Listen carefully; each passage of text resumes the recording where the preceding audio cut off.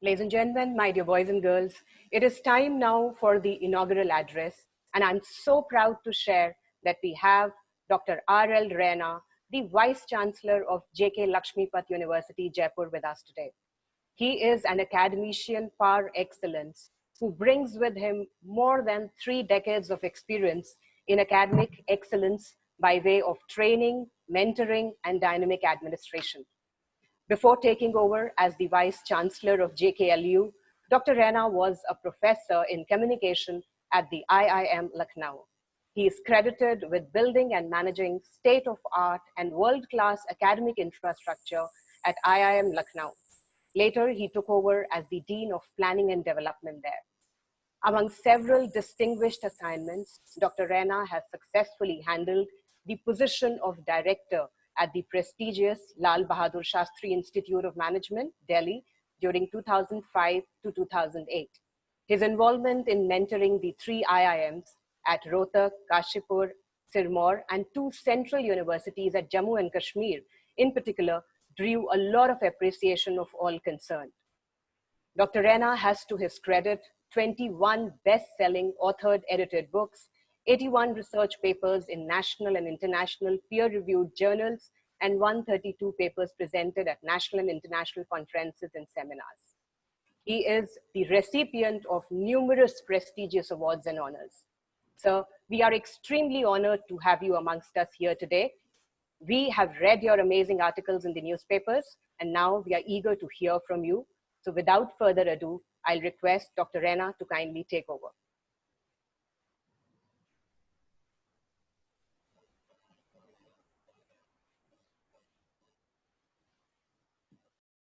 A very good morning to each and every one of us participating in this interaction. Before I proceed further, I express my deep sense of gratitude to the management of this great Gurukul, who thought of taking a topical theme to discuss and deliberate upon. And in particular, Dr. Raman, I don't know how could she get to reach me and connect me to this wonderful Gurukul, and through this wonderful Gurukul to the people who have shown interest to be part of this webinar, right? So having said what I said, the topic that I have been asked to delve a little deep into is this transition that each and every academic institution is going through, particularly in the realm of education. So what I would do is I have prepared a set of 4 or 5 slides. If the host would permit me to share those slides, I may do them to just save the time that is available to us. Normally, when a teacher gets an opportunity, he goes endlessly. So what I would do is I'll just share with you a slide. I hope it's coming up, Raman. Raman, is the slide showing up? Yes, sir. Yes, sir. Yes, sir. All right. So I said I will begin my interaction by thanking each and every one involved in organizing this webinar for taking the trouble. As I asked Raman yesterday, where did you get to reach out to me? She said, I had a look at some literature that you have been publishing of late. I thought if we are talking about an issue of this kind, which is what is happening to the education in this digital mode, we might like to very much approach you and listen to you as to what has been your experience on this important and critical component of education process. Well, thanking them, I also would like to just mention that COVID-19 has come, right? It has come. For sure, we call it, it's an unprecedented situation. To me, it appears to be a little lower to say it has been just a turbulent time, or it has been an unprecedented situation, because we have not seen such a situation, I'm told, in a century. Maybe before that, there was something like this which people had witnessed. I think calling it just an unprecedented situation will not be fair to the catastrophe that it has put before us. So it is something more than that. But we know it took no time to go all over the globe. Didn't require any visas and passports and any other kind of thing. It did travel all over the globe almost in no time, right? My submission to all of us attending this meet is, yes, it has come, it will go for sure. It will not be there for all times to come, it will go. It may not go the way it has come, but it will go. All that I request each and every one of us is to have a little bit of patience and fight it out the best way we can. We know researchers all over the globe are going on to find a cure in form of some vaccine which can kill this virus. But till that time, whatever advisories, whatever regulations, whatever directions are being issued by government and various regulators in various sectors, please observe them. That's the only way we can stay safe and stay well. With this, I wish each and every one of us attending this meeting is staying safe with their loved ones and staying well. Let me tell you, this has become such that all of us are talking about COVID. But there are some updates, about a week, 10 days back. If you look at what it done in terms of uh, the kind of people which were reported, which was about a week back, only 1,33,632 active cases, right? And we had the 1,35,205 cured, which was 48.88%. And mortality was of the order of 2.8%. Well, I'm not giving you figures because a life lost is lost forever. We know how serious that is. But if you look at just today's data, you would see how much is it unfolding itself. The toll in the country like India as of now is, something like that, 15,000 as against, what we had seen 7,745 just about 10 days back. So it has gone from 2.8% to 3.1% to 1.2% today. The infection has reached 4,90,401 out of the 77 lakh samples tested.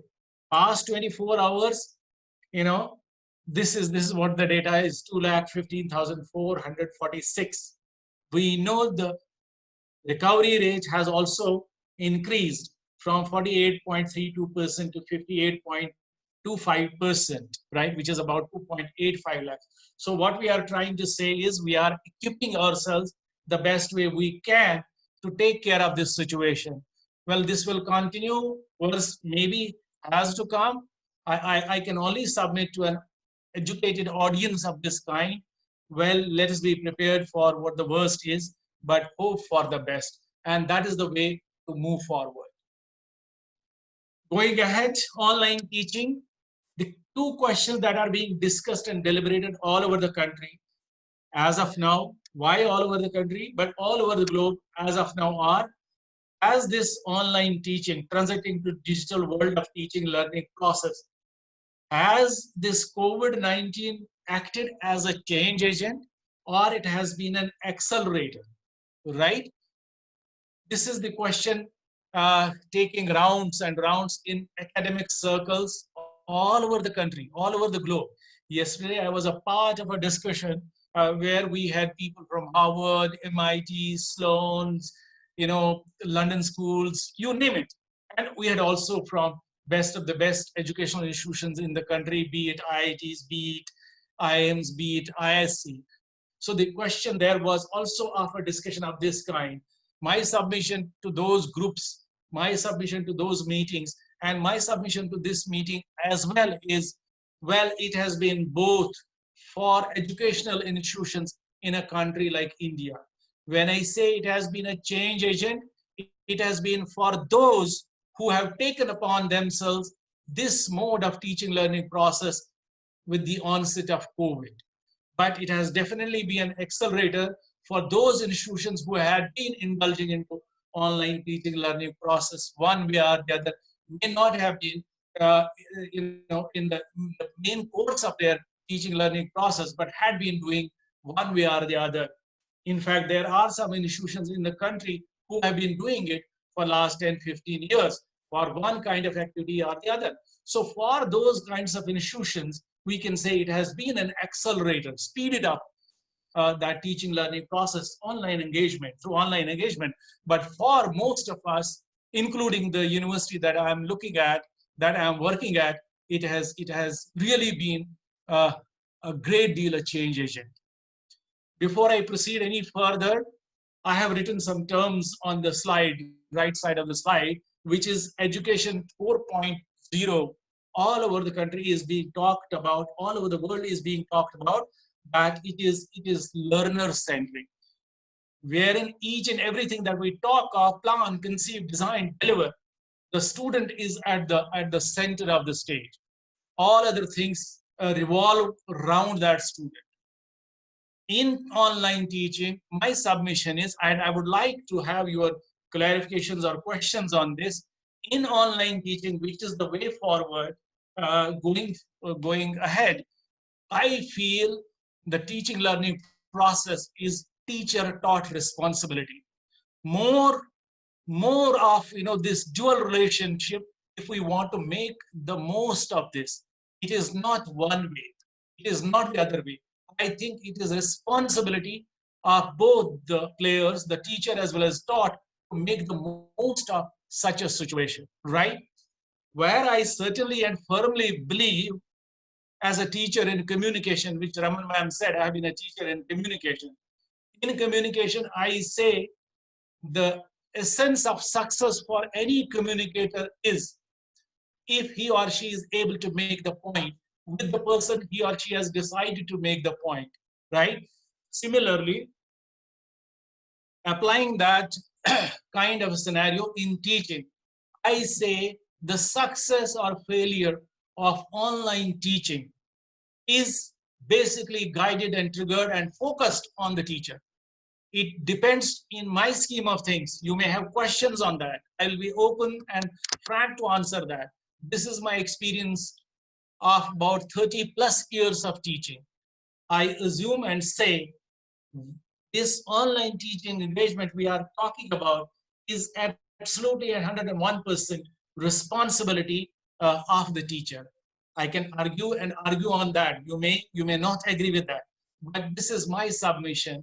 If I have decided to go in for online teaching, right, and I know my students, I know my subject, I know my delivery, I know my assessment, I know my evaluation, I have the pulse of my students, which are very broad statements, I think it is the responsibility of the teacher to make the most of this kind of an opportunity, right?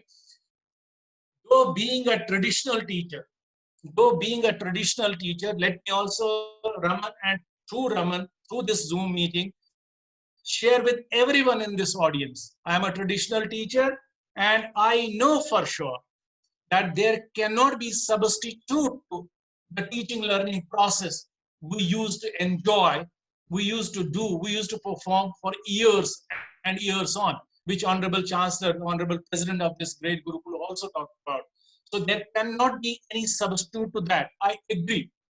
But the situation that we are in has woken us up that since there are no alternatives, so let us accept this also as a mode of teaching learning process, understanding very well, appreciating very well, and addressing it very well, that it is certainly not a substitute, but it is a good support, good supplement to the teaching learning process. Because we cannot as of now, the way this virus has unfolded its colors, we cannot sit still and we cannot waste the precious little time of our youth. So we have to accept this as a harsh reality and make sure we do the best in the best possible situation out of this online engagement, right? So let me tell you, how did we go about it? We are not a first tier institute of higher education and research. Let me tell you very clearly, because I said for some it is a change agent, for others it is accelerator. For the top tier institutions of higher education and learning in a country like India, you name them, they are counted few.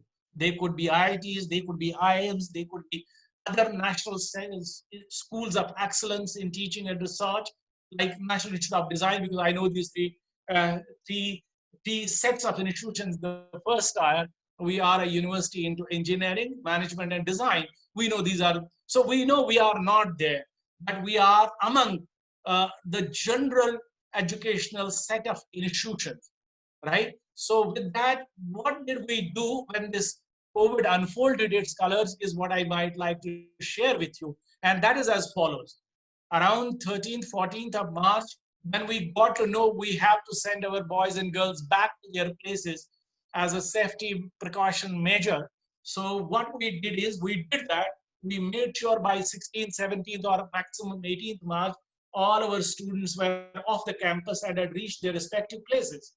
So what we told them when we asked them to go home was, yes, we were not sure that there will be lockdown 1, 2, 3, 4. We were not clear about that to the extent and magnitude as it is unfolding now, where we are even today not certain about what is the future going to hold for education. So we told them, okay, reach your places, stay engaged with the faculty, maybe through online mode, but that would be basically and primarily for doubt clarifications, assignments, some project works, something that has been done so that you stay engaged in an online mode with your respective teachers. So that is what we started them off.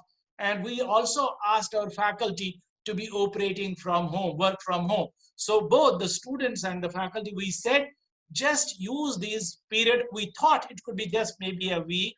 That was our understanding at that time. I'm talking about 13th, 14th, or 15th of March. We said, use this opportunity for doubt clearance, assignments, quizzes, or project work, or some discussions, so on and so on. Stay engaged.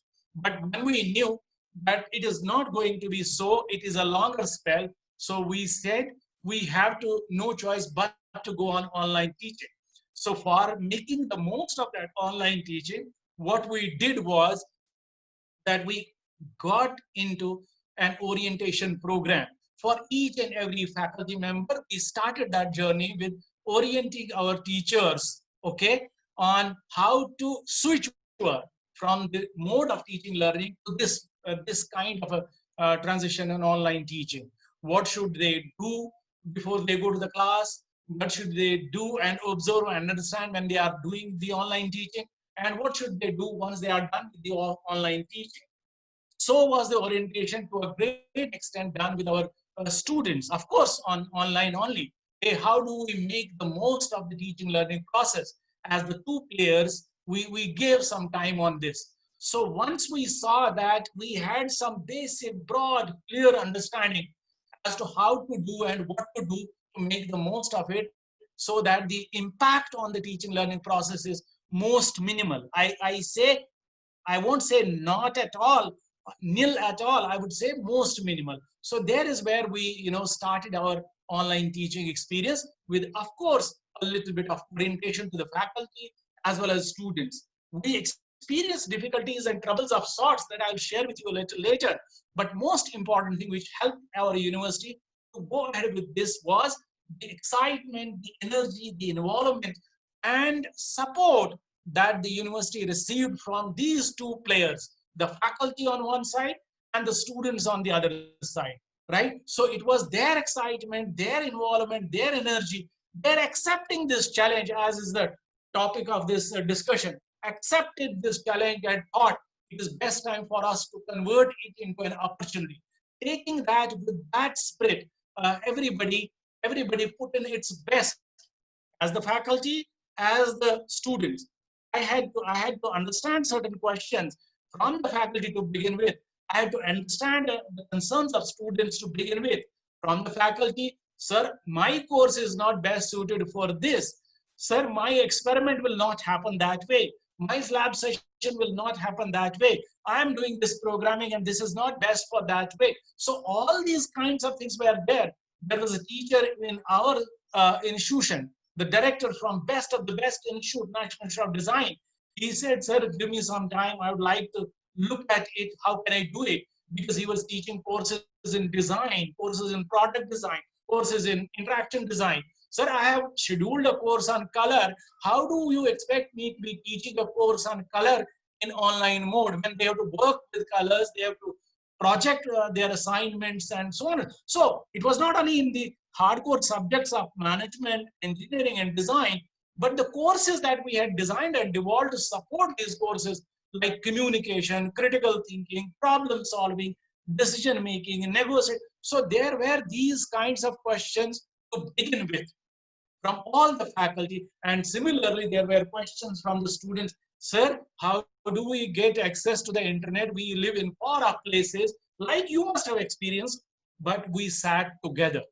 Each and every session, let me tell you, each and every session the first week was monitored definitely by the activity department head, and also weekly such monitoring was happening through the director of the respective college, director of the respective institution.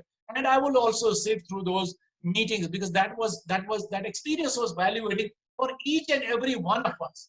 So once we were involving the excitement and energy and environment and excitement of each and every one, we saw that our online engagement was proceeding on expected lines. We were happy to see the attendance, which used to be of the order of 70-75% in the normal scenario when they were on campus, had improved a lot. We saw in 90% of the cases, we had almost 100% attendance. Now, there were also issues on that, which we know something of that kind can happen while this interaction is happening. But we knew the ways and methods. How do we get engaged with the student while he or she is in the class? Which way? How do we involve her? How do we engage her? And how do we make sure that each and every person is, by not only my physical presence there, or by just switching on the device, but how he or she is involved in what is happening in the session by asking offhand random questions, asking them to respond in a minute, so on and so forth. So we devised those mechanisms to make sure that the people were there, they were there alert. As I told you, there were some access issues. There were some students, we had to look at their various profiles. There were 3-4 students in a particular course who were all the time, cribbing about this access. Maybe genuine, because they were in a difficult place. So we looked at how was their profile when they were in the campus. So we did a multi-pronged approach to understand the student behavior and see, is he okay? Is he genuine? Is there an issue that is to be resolved? We found out of all the students that we had just 5 students who had genuine issues, had genuine problems. They were having issues related to paying for internet and so on and so forth. Access was a difficulty. Now, by talking to them and to their parents and guardians in our fortnightly meetings, which we call as open house, we talk to them and sensitize to them that if this is the way it has to be, please extend every possible support and cooperation to your children so that they can receive the inputs the best way. Why is your child talking about he doesn't have payment for paying internet access or this thing, when there are no expenditures other than this at this point in time? So by reaching out to the parents on one-on-one basis, by the faculty, by the institute head, by the director, by the vice chancellor, 100% problems on that access and other issues were taken care of. Yes, there were some issues which we got to know that there was a power failure. And power failure, we had said, if there's an issue of any kind, the faculty will be available to you at the university's time and effort for these 2 hours every day that he or she has taught you. So he will be available to you. We maintain that. We maintain that whatever is being discussed and deliberated upon in the session is recorded online, right? So that will be made available to you. And even after that, there is some issue, please feel free to talk to your faculty, talk to the institute head. We created a helpline. If suppose for one reason or another, because some students said, sir, in this interaction online, I don't muster the courage to ask a question which I used to muster the courage when I was in the class.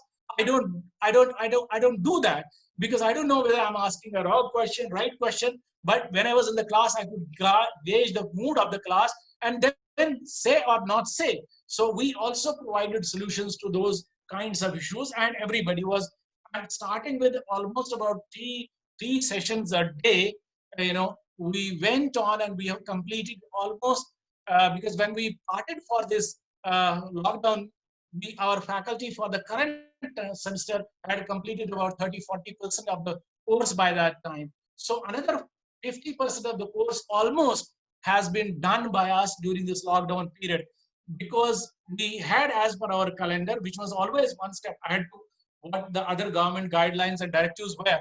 We were all prepared in anticipation of what might happen. So we said June is the month when you can relax, to have off, to make up for your projects. And in case we are better off to open our campuses in July, then rest of the things, maybe 5% in some course, maybe some test is left over, some makeup is there, some remedial is needed, some doubt clarification is needed. We'll do that in July. June, we are having vacations, as we had already announced. So while this was happening, it is heartening to share with you, because all of us were taken off guard, and people, faculty, students left their places. Phenomenal innovations and corrections had been developed by the faculty at their respective places, because their material was there in their offices, their laptops were in their offices, their records of the students were in their offices, registers were in the, so all of that had happened. So how did they make up for all those deficiencies? Based on innovation. And they were not better off in their homes to be equipped with all the display boards, all the kinds of things that they could make sure that they are able to impart the teaching and learning without impacting it. Some faculty told me, sir, no, I have made my glass pane of my drawing room as a board, and I'm better off that. Similarly, similar kinds of approaches and innovations were done by the students. When I told my faculty, how are you able to display the object? You cannot do that. How are you able to do this experiment? So as the technology unfolded, as the people came out with different kinds of solutions, not only on the delivery, not only on projecting and using simulations and games and exercises, not only working with various softwares. So each and every faculty started understanding, navigating through those softwares, applications, and made the most of it. In the process, what feedback we received, we had gone for the first month, and this may be an important input to my colleagues here, that we had gone almost, we'll continue the way we are continuing in our manual operation when they were here on the campus. So we had that schedule. We had to reschedule and restructure that quite a bit, and not once, twice, thrice. Reschedule means if we had an engagement of 5 hours a day, we had to reduce it. We had to reduce it because screen time was to be taken care of, because there were some reports by the students and the faculty. Sir, now everything is online. How much time we can put on the screen is difficult. So was experienced by the student. So we had to prepare those, revise those schedules, and make sure the online engagement on the screen was minimal, was effective. It did not disturb to a great extent. Restructuring also of the courses. Our teachers had prepared the course outlines in accordance with the course objectives, in accordance with the learning outcomes. Now there was a session plan scheme. So all of that had also to undergo as to a good amount of change to make sure that we are better off with teaching this course, this session in first session, second session, third session. Some courses, per nature of those courses, were also shifted from the current term to the next term. And there was a serious research by my faculty and students. There were some courses scheduled in the next term. They were brought back because they had little interference or dependence on practical areas or labs or exposures or games and simulations. So we did that, and that is what we have to understand.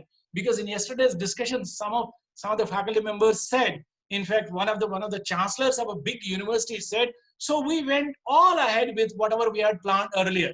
We did not change. To me, that appeared a little different, because we have to accommodate such turbulences. We have to accommodate the impact of such turbulences on the students and others. There were so many issues as are cropping up even now among our minds. Are we in that state of mind? So there were issues of that kind. So we made sure while the teachers were teaching a particular course, particular subject, we made sure, and this is important, this gave us a good breather, that we found out people who had excelled. Suppose there was a colleague, there was a faculty member, there was a resource in the corporate world, in the academic world, who had excelled because he had chosen to be a product designer. Now, when there was a session going on in product design, we made sure that resource, whether it was in US, UK, or India, anywhere, was made available to just share with the students in product design his lifestyle, his life ahead, how he has grown, how he has shaped up, and what is there in product design for a professional. Similarly, we had tied up a relation with artificial intelligence institute. So we got a resource from that institute from abroad when the session on that subject was happening. Similarly, to supplement and complement our online teaching by our academics and by industry practitioners, which is the in thing for us at our university, we supplemented such sessions at regular intervals by those who could inspire, who could motivate, who could guide, who could help students to see the issues differently.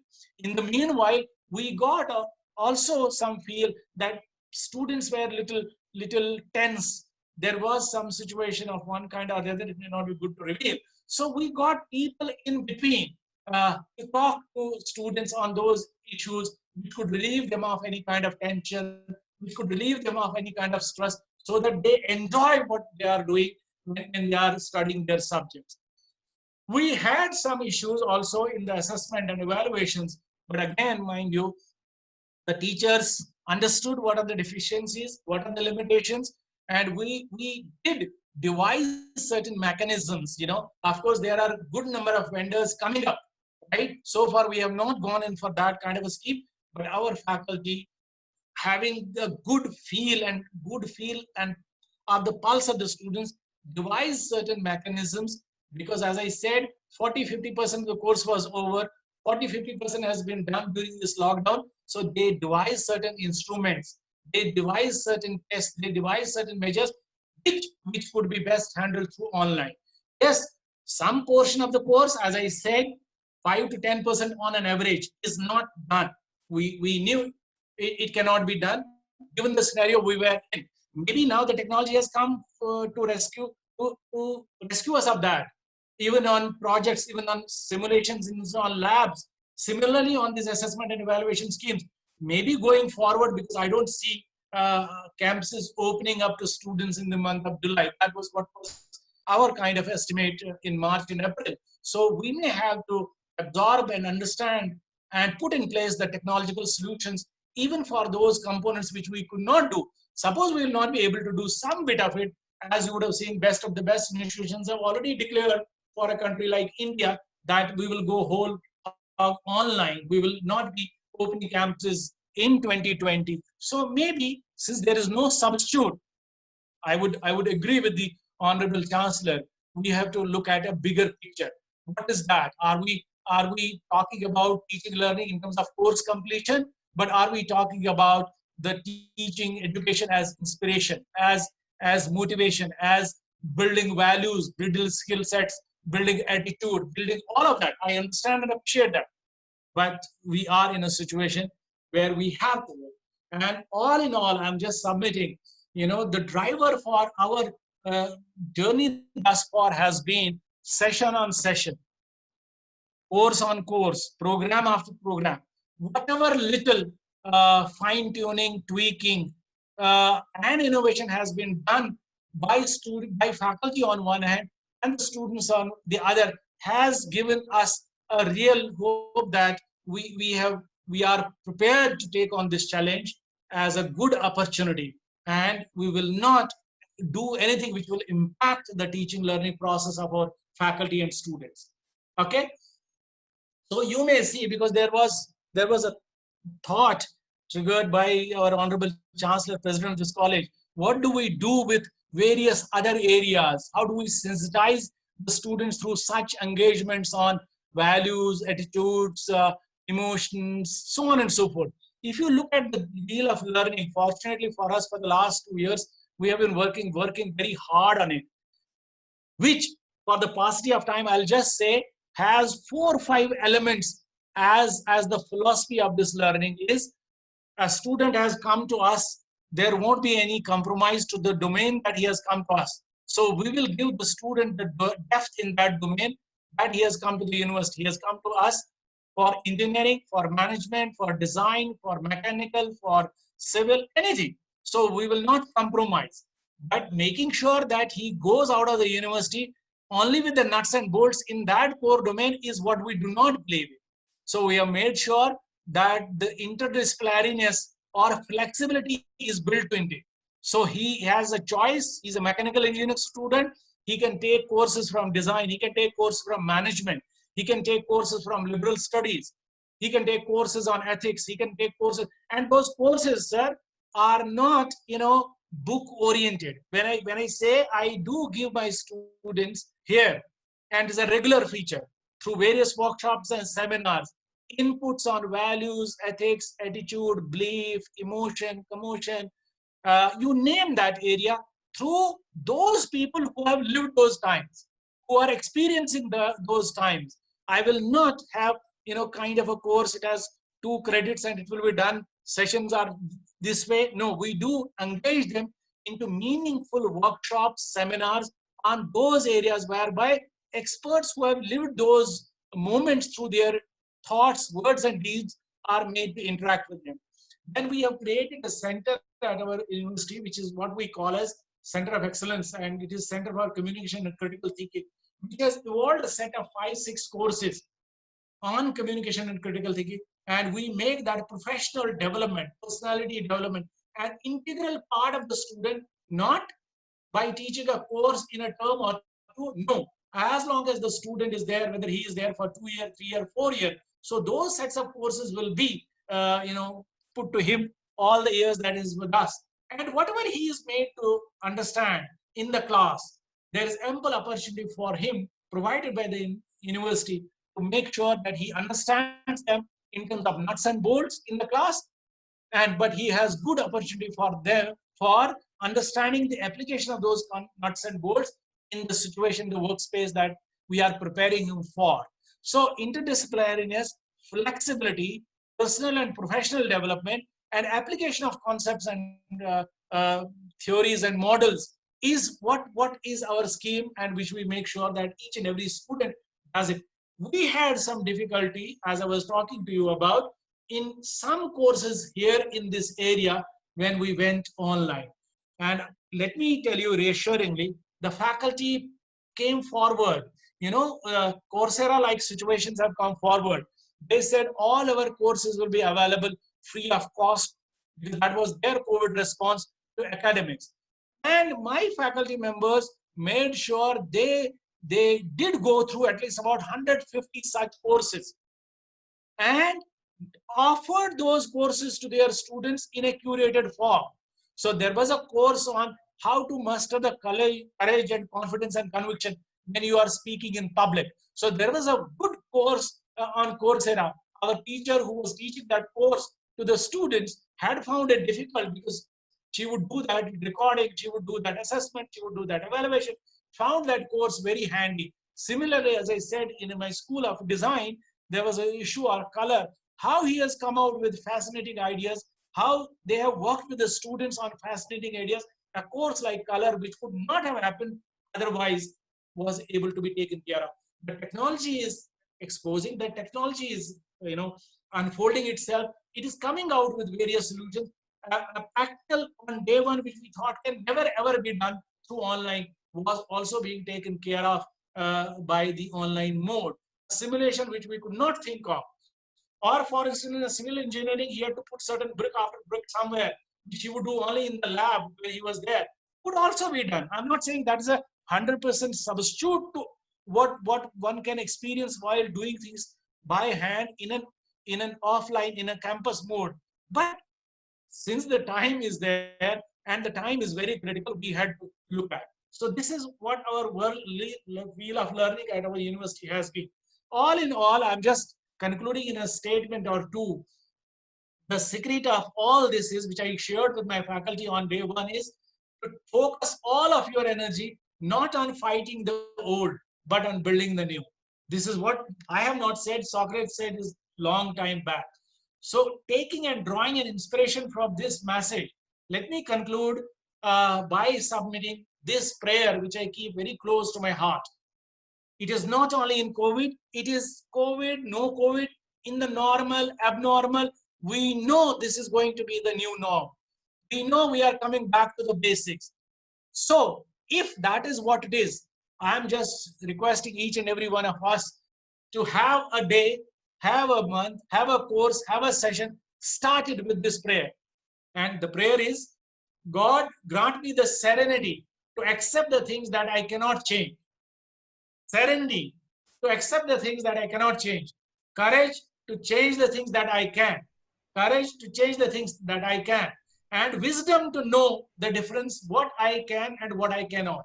So if we have this in our scheme of things as faculty, which I hold primary player in making the most in this teaching learning process, if he understands this with lot clarity, I think everything is in a win-win situation.